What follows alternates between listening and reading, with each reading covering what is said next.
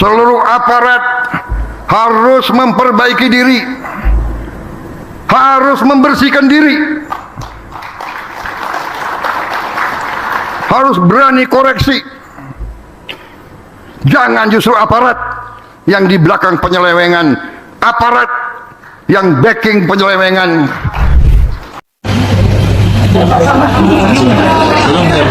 Hati-hati Bapak Ibu stepnya Bapak. Soal tindakan terukur itu maksudnya gimana sih Pak Kapolri?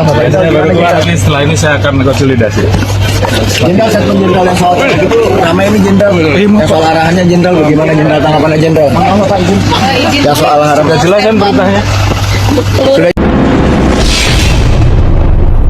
Bapak Kapolri, saya mau tantang Anda. Saya ini Ketua Umum Nasional, Anda Kapolri. Yuk tanding yuk.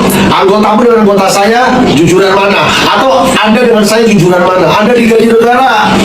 Pangkatmu melejit karena Anda ada di sekitarnya Joko Widodo. Apa yang udah Anda lakukan selama Anda jadi Kapolri? Masih banyak pemerasan, masih banyak pungli, masih banyak kriminalisasi. Harusnya dia perdata, tetap dilego terus supaya jadi pidana. Harusnya dia pidana, tapi dikatakan perdata karena tadinya diharapkan ada uang antara si pelapor dengan si terlapor.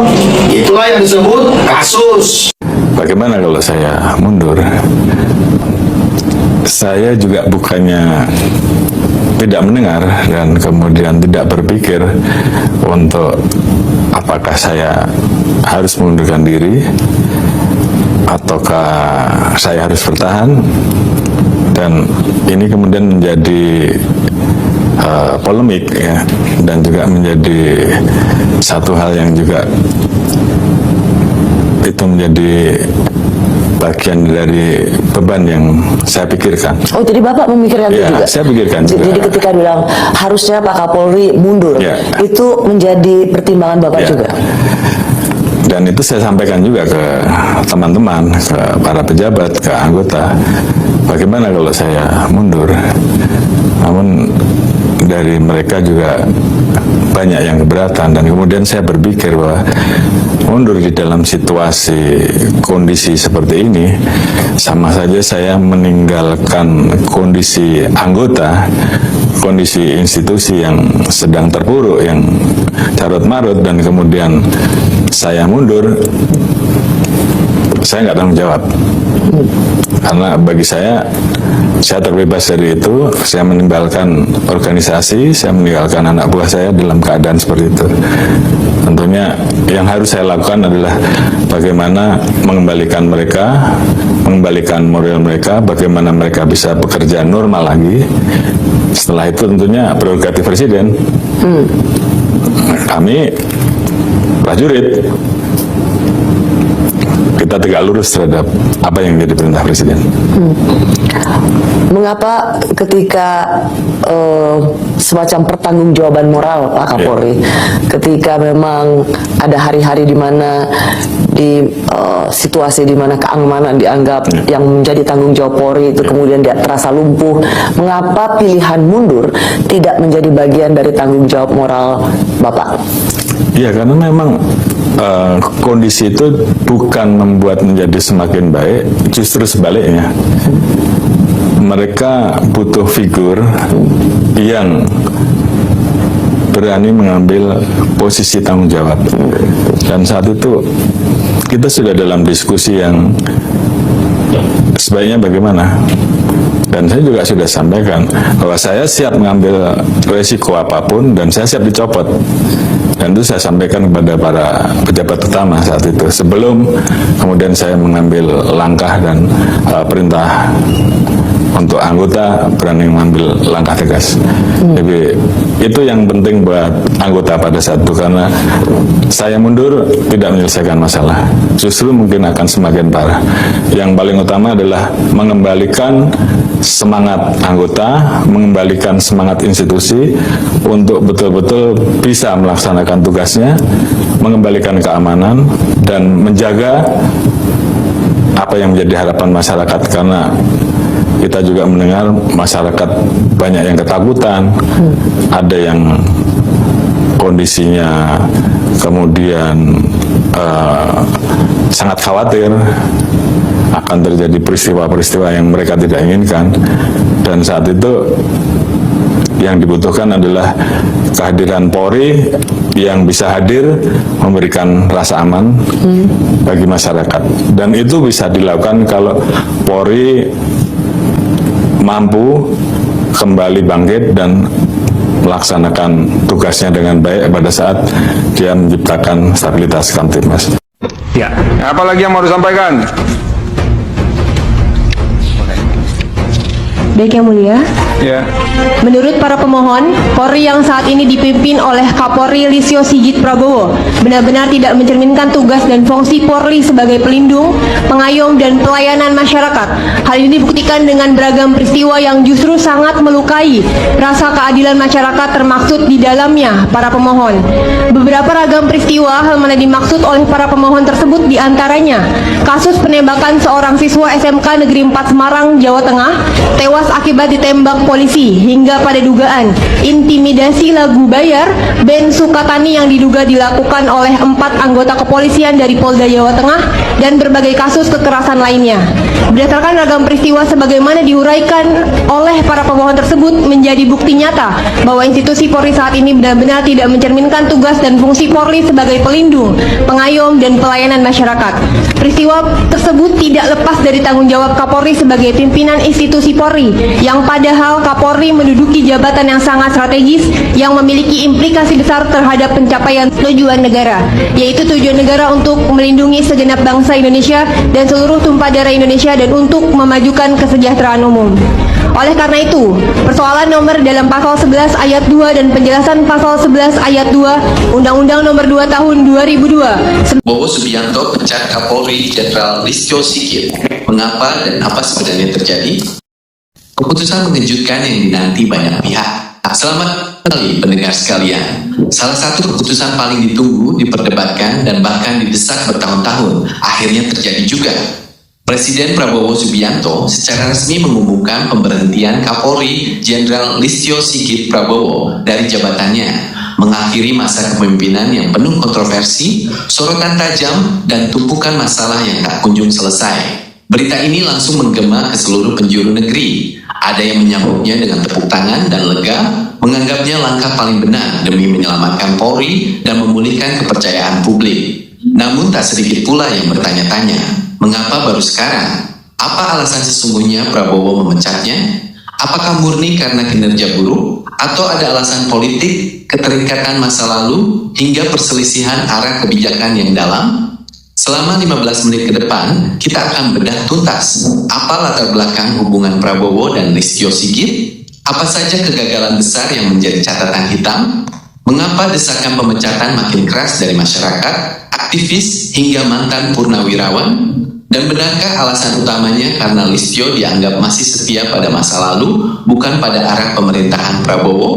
Mari kita bahas satu persatu, lengkap dengan fakta, dugaan, dan perspektif berbeda yang ada. Jam 1 lewat 20 menit, jam 3 lewat 40 menit, awal mula, siapa sebenarnya Listio Sigit di mata Prabowo? Kita harus kembali ke awal, bagaimana Listio Sigit bisa menjadi Kapolri, dan bagaimana posisinya di mata Prabowo. Jelas diketahui, Listio Sigit diangkat menjadi Kapolri saat era Presiden Jokowi. Beliau dikenal sangat dekat, dipercaya penuh, dan dianggap bagian dari lingkaran terdekat, atau apa yang sering disebut publik sebagai geng Solo, kelompok yang lebih mengabdi pada Jokowi dibanding kepentingan negara. Saat Prabowo naik menjadi presiden, situasi berubah total. Prabowo membawa semangat baru, arah kebijakan baru, dan visi reformasi total di semua lembaga, termasuk kepolisian. Disinilah masalah pertama muncul. Listio Sigit dianggap sebagai simbol kelanjutan masa lalu, seseorang yang dibesarkan, dilindungi, dan berutang budi besar pada pemerintahan sebelumnya.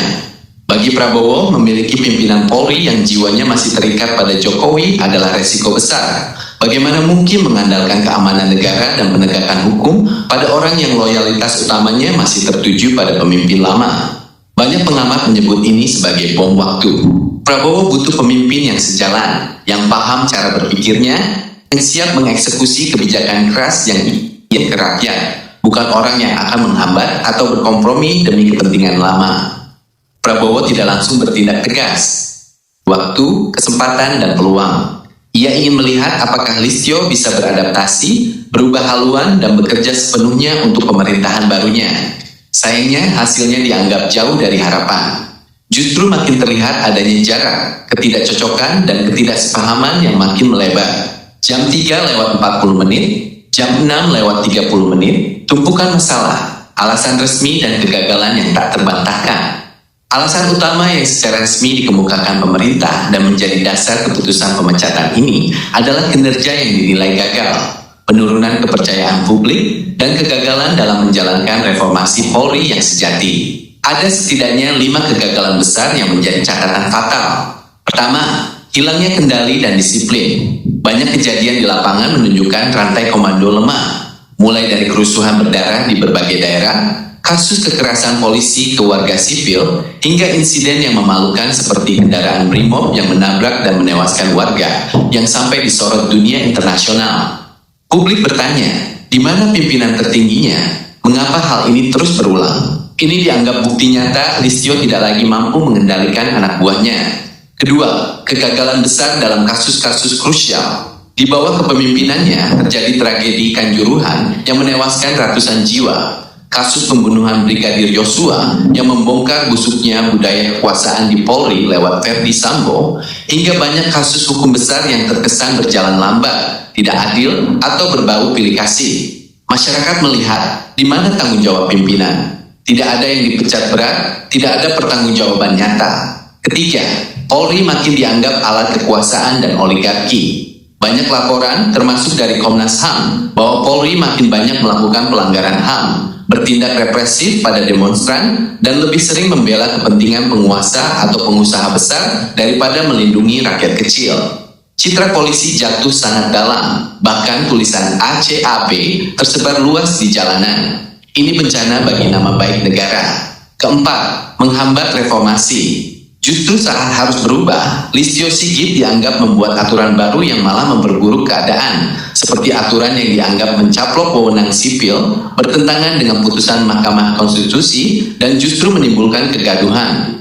Banyak pihak, termasuk LBH dan elemen masyarakat, mendesak agar ia dicopot karena dianggap menghalangi perbaikan lembaga. Kelima, isu hukum dan dugaan pelanggaran etik. Banyak indikasi bahwa di masa kepemimpinannya, praktik uang jabat, pungli, dan perdagangan kekuasaan makin subur dan sulit diberantas. Prabowo yang berjanji memberantas korupsi dan mafia hukum tentu tak bisa diam saja melihat hal ini berlangsung lama. Jam 6:30, jam 9:10, alasan sebenarnya politik, kesetiaan, dan perselisihan arah. Namun di balik alasan resmi tadi, ada alasan lain yang diyakini banyak pihak sebagai pemicu utama. Masalah kesetiaan dan arah politik. Seperti disebutkan tadi, Listio Sigit adalah anak emas Jokowi. Di mata Prabowo, selama ia menjabat, Listio sering terlihat ragu-ragu, berhati-hati, dan terkesan masih melindungi kepentingan lingkaran lama. Banyak kasus yang menyentuh orang dekat Jokowi atau kebijakan masa lalu seringkali terhenti, diperlambat, atau tidak ditindak tegas oleh Polri. Ini sangat bertentangan dengan gaya Prabowo yang tegas, ingin semuanya transparan, dan tidak ingin ada yang kebal hukum. Prabowo butuh Kapolri yang berani menggigit siapa saja, tanpa pandang nama belakang. Tapi yang ada malah pemimpin yang masih terikat masa lalu. Prabowo tidak mau mengambil resiko jika ada masalah besar, jika ada gejolak politik, apakah Polri akan memihak negara atau memihak bekas pemimpin? Ketidakpastian itu adalah ancaman nyata bagi stabilitas pemerintahan. Selain itu, ada faktor ego dan cara kerja. Prabowo dikenal tegas, militeristik, dan suka keputusan cepat. Sementara Listio sering dianggap bergerak lambat, banyak pertimbangan, dan terlalu politis. Cara kerja mereka bertolak belakang. Kerjasama yang tidak sejalan ini makin lama makin sulit dijembatani. Akhirnya Prabowo mengambil keputusan, lebih baik ganti daripada memelihara masalah yang bisa meledak kapan saja. Dan yang paling penting, keputusan ini adalah pesan keras. Prabowo ingin menunjukkan pada semua pejabat tinggi, siapa saja yang tidak sejalan, yang masih setia pada masa lalu, atau yang kinerjanya buruk, saya akan ganti. Tidak ada jabatan yang abadi, tidak ada yang tidak tersentuh. Ini adalah bagian dari langkah besar Prabowo merombak total sistem birokrasi dan lembaga penegak hukum agar benar-benar bekerja untuk rakyat. Jam 9 lewat 10 menit, jam 11 lewat 45 menit, tanggapan dukungan luar biasa versus suara penyangkalan. Keputusan ini disambut dengan antusiasme luar biasa dari banyak elemen masyarakat, aktivis, hingga mantan purnawirawan TNI dan Polri. Mereka bilang, akhirnya, sudah bertahun-tahun mereka mendesak hal ini. Bagi mereka, pencopotan Listio adalah langkah paling benar demi menyelamatkan Polri dari kehancuran citra dan krisis kepercayaan yang parah. Mereka berpendapat Prabowo berani melakukan apa yang orang lain takut lakukan. Ia tidak takut pada siapapun, termasuk pada pengaruh mantan presiden. Ini bukti Prabowo serius ingin perubahan. Namun tentu ada juga yang berbeda pandangan. Ada yang berpendapat pemecatan ini terlalu politis, hanya pergantian kekuasaan biasa dan belum tentu yang baru lebih baik. Ada juga yang khawatir nanti Polri makin tunduk sepenuhnya pada kehendak presiden, hilang netralitasnya, dan malah menjadi alat politik baru. Pihak yang membela Listio juga menyebut semua masalah itu warisan sistem, bukan salah satu orang, bahwa banyak hal yang terjadi di luar kendalinya, dan menuduh pemecatan ini sebagai cara Prabowo menghabisi pengaruh Jokowi dan menguasai penuh semua lembaga negara. Tapi mayoritas publik tidak sependapat. Bagi rakyat, ukurannya sederhana. Apakah hidup makin aman? Apakah polisi makin jujur? Apakah keadilan ditegakkan? Dan jawabannya selama Listio menjabat, sebagian besar adalah tidak. Maka pergantian dianggap sangat wajar dan sudah terlambat dilakukan. Jam 11 lewat 45 menit, jam 13 lewat 30 menit, dampak besar. Apa berubah setelah ini? Pemecatan Kapolri ini bukan sekedar ganti orang, tapi mengubah peta kekuasaan dan sistem keamanan nasional. Dampaknya sangat besar. Pertama, Prabowo kini memegang kendali penuh atas lembaga penegak hukum terbesar. Ia bisa menunjuk orang yang benar-benar ia percaya, yang paham visi misinya, dan berani menjalankan perintah tegas. Ini akan mempercepat langkah pemberantasan korupsi, penanganan kasus hukum besar, dan pengamanan stabilitas negara. Kedua, ini menjadi peringatan keras bagi semua pejabat tinggi lainnya. DPR, kementerian, lembaga, semuanya tahu sekarang bahwa Prabowo tidak main-main. Kinerja adalah segalanya, kesetiaan pada negara adalah syarat utama. Siapa yang tidak mau berubah akan disingkirkan. Ketiga, harapan publik kembali bangkit. Rakyat merasa ada perubahan nyata. Ada keyakinan bahwa Polri akan kembali ke fungsinya, melindungi, mengayomi, dan menegakkan hukum adil tanpa pandang bulu. Citra Polri yang rusak perlahan bisa diperbaiki lagi di bawah pimpinan baru yang bersih dan berani. Tentu tantangan masih besar, membongkar budaya lama, membuang praktik. Baik teman-teman, kembali lagi bersama saya di channel ini. Teman-teman, pada kesempatan ini kita akan membahas kembali tentang seputar komentar-komentar netizen. Di sini teman-teman terdapat komentar netizen seperti, kalau memang melanggar hukum harus dihukum biar mereka ahli hukum demi keadilan hukum. Di sini juga teman-teman terdapat komentar para pejabat tidak rela Kapolri mundur karena perbuatan bobroknya yang tidak ada yang melindunginya. Di sini juga teman-teman terdapat komentar, justru Polri terpuruk akibat kau Sigit Listio. Kau Kapolri terburuk dan terlama dalam sejarah jabatan Kapolri. Ayo copot cepat. Di sini juga teman-teman terdapat komentar, muak melihat pimpinan. Omon-omon saja, buktikan dong. Di sini juga teman-teman terdapat komentar, gaya pemangku amanah di Indonesia baik legislatif, eksekutif, yudikatif dari dulu banyak untuk dipertanyakan bagi rakyat. Namun kapan untuk dimulai? Semangat reformasi harus dibangkitkan kembali. Setelah mati suri, kalau Indonesia tahu mau tak mau kiamat. Di sini juga teman-teman terdapat komentar, halo polisi negara carut marut itu karena di kinerja kepolisian terbang pilih, gak profesional, hukum tajam ke bawah tumpul ke atas. Di sini juga teman-teman terdapat komentar 80% rakyat menginginkan Kapolri ini dicopot. Ini semua perusak negara. Di sini juga teman-teman terdapat komentar, nggak usah disuruh mundur, lebih baik punya perasaan, banyak yang hujat suruh mundur.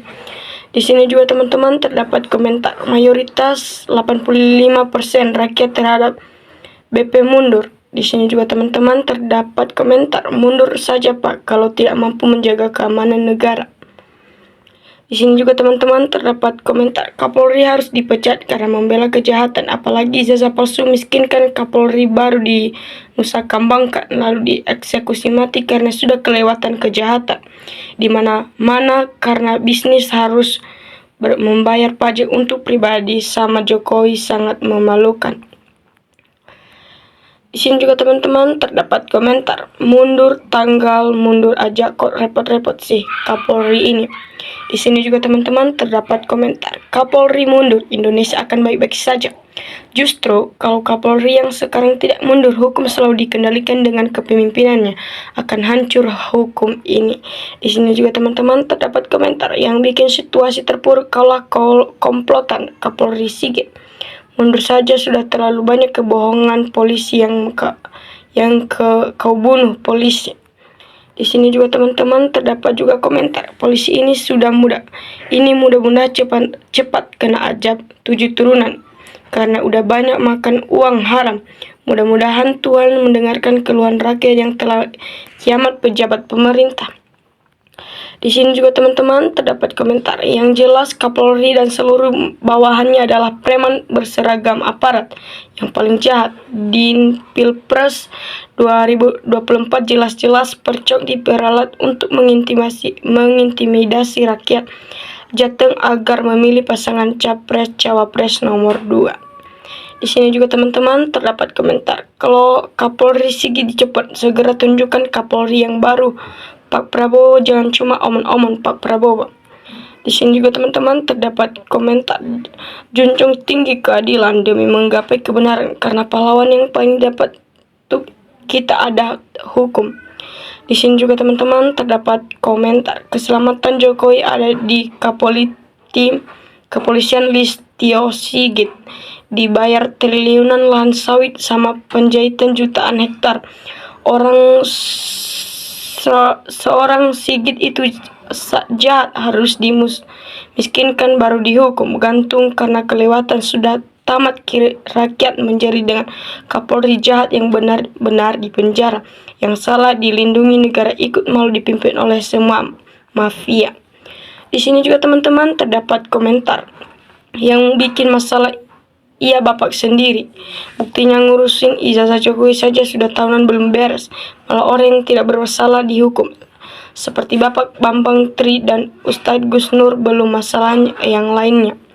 Di sini juga teman-teman terdapat komentar jangan omong-omong Presiden.